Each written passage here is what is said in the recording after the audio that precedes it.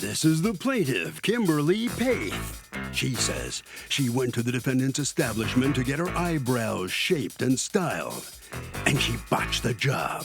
That's right, one eyebrow was too big, the other one droops, and she can't look in the mirror anymore because she's horrified by her reflection. She's suing for $5,000, the state max, for all she's out.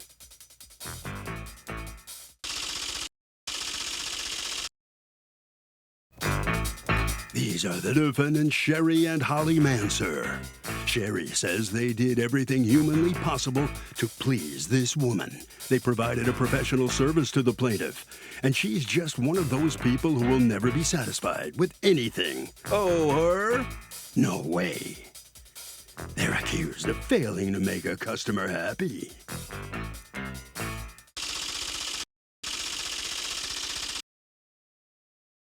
The defendants have filed a countersuit for $6,000 for lost work.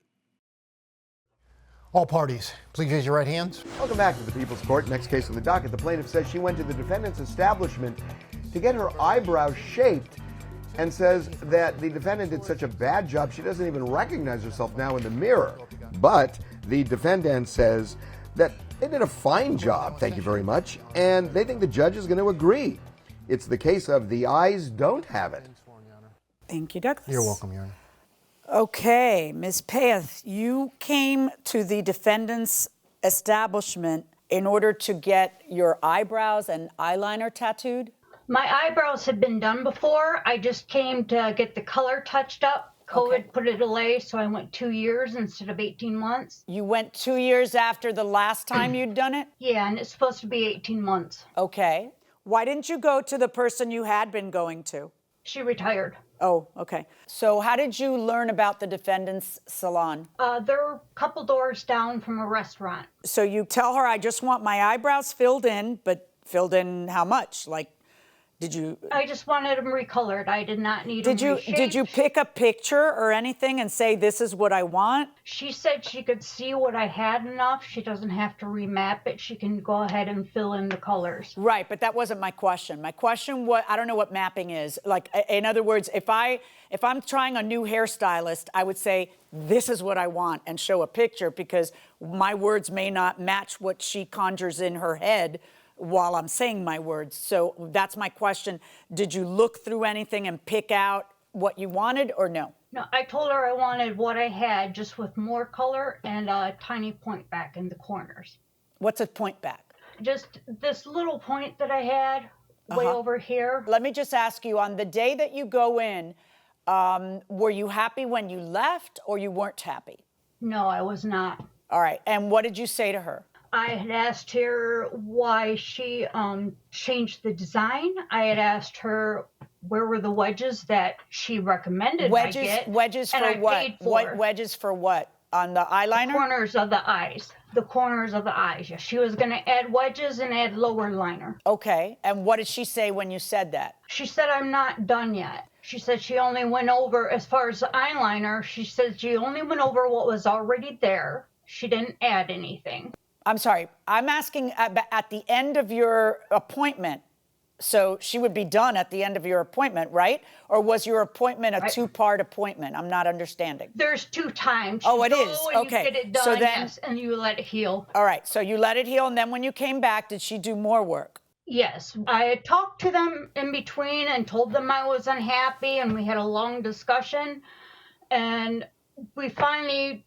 She said that she could fix her mistakes and she would finish the eyeliner. Did she call them her mistakes? No.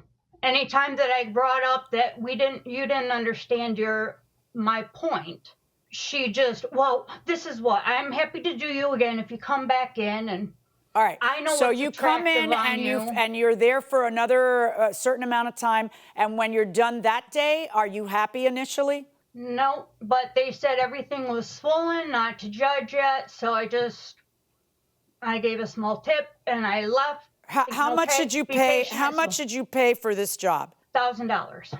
And how much of a small tip did you leave? $80. Okay. Now, the normal question that comes to mind with people hearing that is, why would you be paying a tip if you're unhappy with the result? Because I was told not to judge while it was swollen.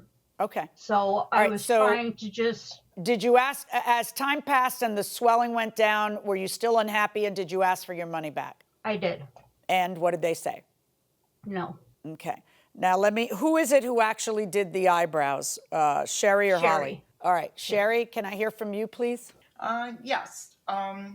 She first came in the salon for a consultation. She just walked in, and I happened to have the time free, so I spent well over an hour with her. I told her there wasn't enough of her brow left that I could do a touch-up. It would be a 2-part procedure, and so would the eyeliner, because there wasn't much left there either. And I have pictures of her before. So these are pictures of her before. Yes. On the top, and then the after would be on the bottom. Yes. So she had hardly any eyebrow left, and she had hardly any eyeliner. And I did map her out again. I didn't. What does map mean? We measure. I use a caliper, and I measure the distance between the brows. Okay, but these brows, like in this picture that I'm looking at. Yes. Those eyebrows look much thicker than the eyebrows that she had. It doesn't look like you followed what she had there. Well, no, I didn't, because she hardly had anything left. So we measured them out. We discussed the size and everything. I sat her up several times during the procedure. I actually drew those on before we even started. What do you mean you sat her up? What do you mean you sat her up? Okay, she's lying down during the procedure. When you're laying down flat, it's hard to tell exactly. When you sit up, our skin moves. Yes. So I know yes, when you sit up, the gravity pulls your skin. I got it. Unfortunately. I would hand her a mirror. Right. She would sit up and she would look, to see what we're doing. So and say more here, less here. Like, what's the point of that? Okay. That's the point. Okay. And was she expressing dissatisfaction in during those procedures? She was tweaking everything that I did. I mean, if it was a minuscule, mostly about her brow arches. Okay. And she kept saying she wanted them higher and pointier. And so that just, to me, means more defined. So I am raising them as much as I could, but without actually going past her bone and muscle structure, because it would look unnatural. So you can see in the bottom picture where it's raised from the top. That's where I raised her arch. So at the time, she seemed happy with it, but she kept saying pointier. So I finally had her draw a picture. It seems to me like your industry should have, like a laminated card with every possible eyebrow. Say, pick your eyebrow, and it'll be much easier for you. It's just like when you go, remember the old days, you'd go to the salon and they would have all these magazines, remember magazines? And then you'd say, this is what I want. Or someone comes with an internet picture and says, this is what I want. It just seems to me like there's such room for error if people aren't, super explicit about stuff. But okay, so you can go by a picture somewhat, but you still have to follow the shape of the person's face that you're dealing with. Otherwise, it'll look ridiculous. That's where your artistry comes in, telling them, no, you can't do that. If you do that, you're going to look ridiculous or whatever. Exactly. Right. Also, if I could interject with yes, and your name is Holly, and you are what to Sherry? A partner. Okay. I also do microblading. And well, you have the same last name. What else are you besides partner? This is my mother. Got also. it. Okay, go ahead. We work together. Okay, and go I on. was when we did Miss Paith, I was in the room also for both of her appointments. With microblading, that's an unhealed picture that was right after the application. So they do look bigger and darker than they do once they heal. So do you have pictures taken after the healing, Ms. Paith? I submitted some. Okay. So what is this a picture of? This is before, correct, or after? This is after. How much after? I had a headache that day. Probably about a year. Oh, how long do these things last, though? You said 18 months? They recommend getting a touch-up anytime I've had it, then about 18 months. But okay, and how long has it been? When did you do this service with them? September of 2020? Yes. All right. Have you done it with anybody else since then? No, I have not. And I can still see your eyebrows. Eyeliner on this side is much longer, and it looks down, so it looks like I almost have a stroke. And this side, it's just been extended a little bit. She was supposed to add wedges on each corner of these. What the heck are wedges? Okay, a wedge would be a widening of the area at the outer corner of the eye. I can show you a picture. Yeah, show me a picture.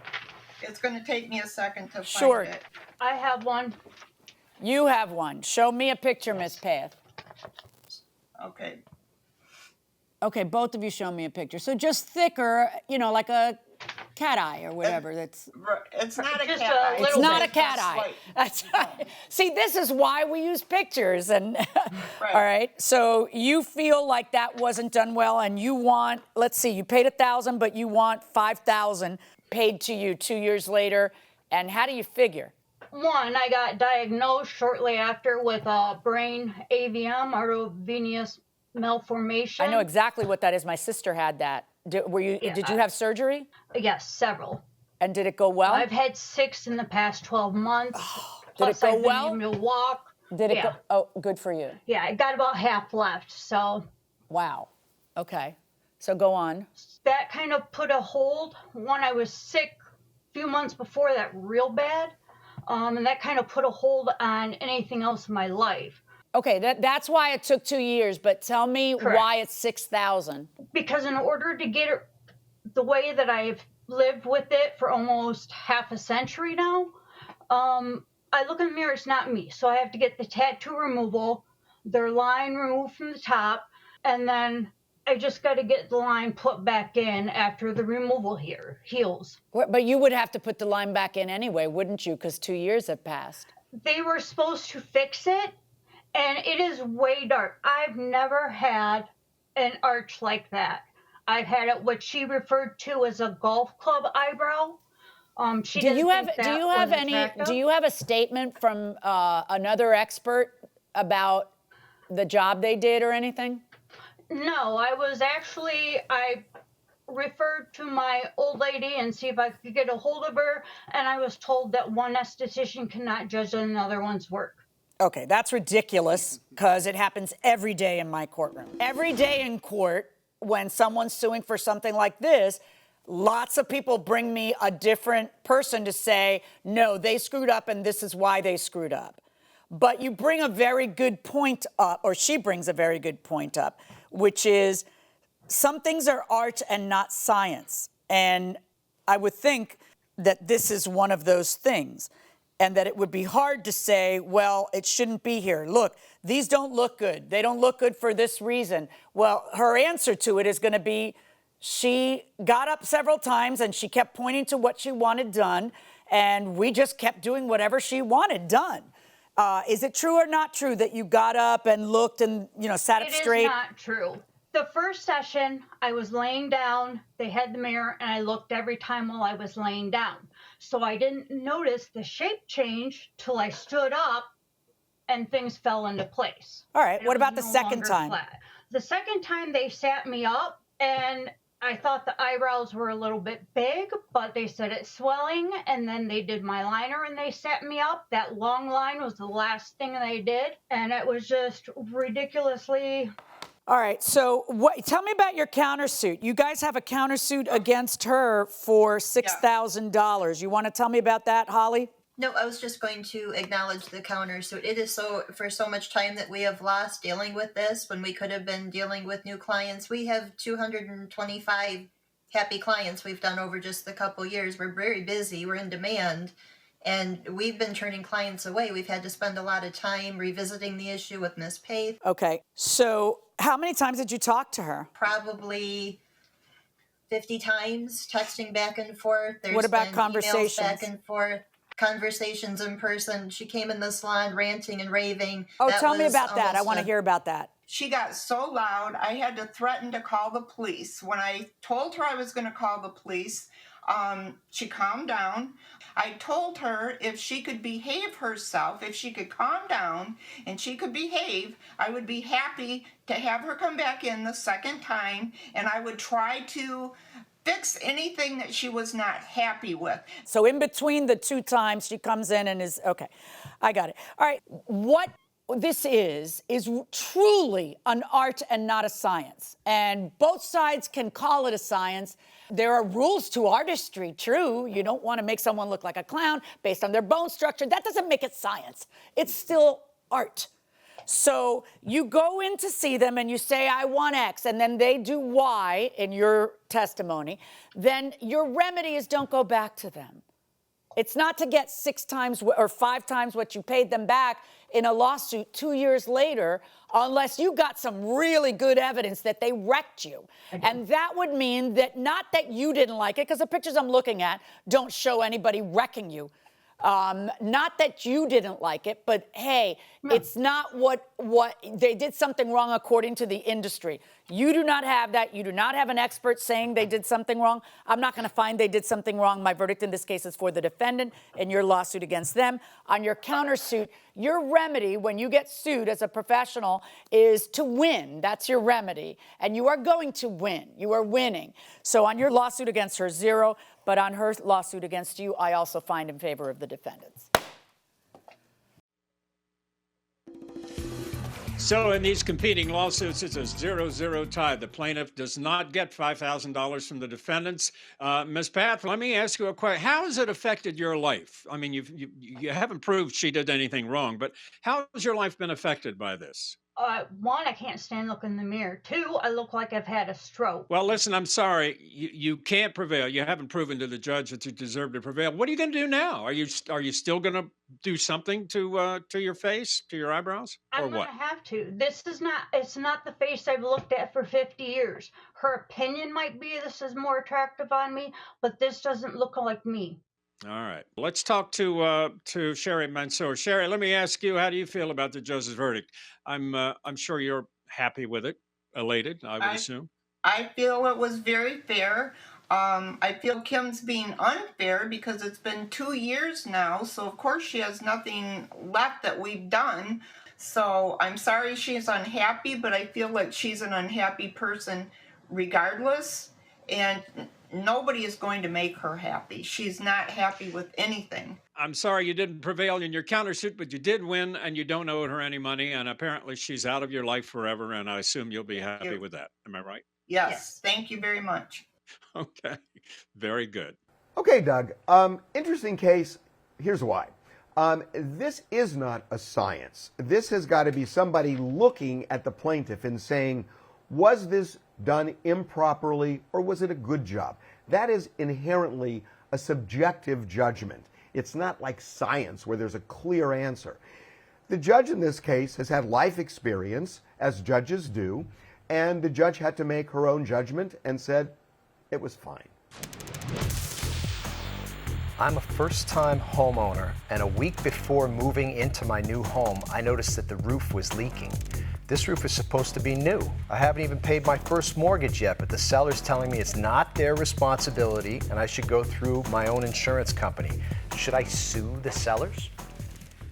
Okay, so first of all, it sounds like after closing. Right? Sounds like after closing, and the dispositive issue is it after closing? That's one of the dispositive. There's so let's unpack all this. We buy our houses as is. Normally, well, right? Is this an as-is sale? Did you inspect it? Did they lie to you? Right. Did they say, what does new mean? It's a new roof. Is it new 5 years old or new a week old? And were they lying to you when they represented that? Did they make a factual misrepresentation upon which you relied? Right. You know, your first step is to get a roofer to say there is a problem here, and then to describe the problem. Was it that a tree branch fell on it, or did it just happen after the closing, or is it you something? climbed around on your roof and broke it? Yeah, you know, there's just so many things that could come into play.